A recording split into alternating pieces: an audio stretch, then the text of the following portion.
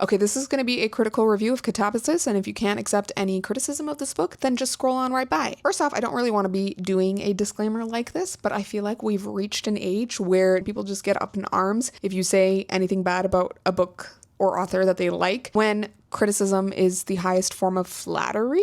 Anyways, R.F. Kuang books. I've enjoyed a bunch before, so I'm not someone who has always, hated her books or something, but KATABASIS definitely was a letdown. I think this book was poorly marketed and also poorly pitched by literally everyone who was involved with it, because this was not a dark academia. It involves academia and it follows two students who journey to hell to save their professor, their supervisor, and bring him back from the dead. And you'd expect a book that compares academia to hell to be dark in nature, but I would argue that it actually felt a lot more lighthearted and a lot more like a cozy fantasy. I found myself laughing at some of the internal monologue and a lot of the info dumps, and I've seen a lot of rhetoric online about how you need to read up and prepare yourself for KATABASIS so that you understand what's going on, but guys, this was the simplest of her books. Yes, she makes a lot of references to mythology, to classical literature, to different math concepts and logic concepts, but honestly none of it is integral to the story or to understanding the story. This is one of those books that's actually quite easily skimmable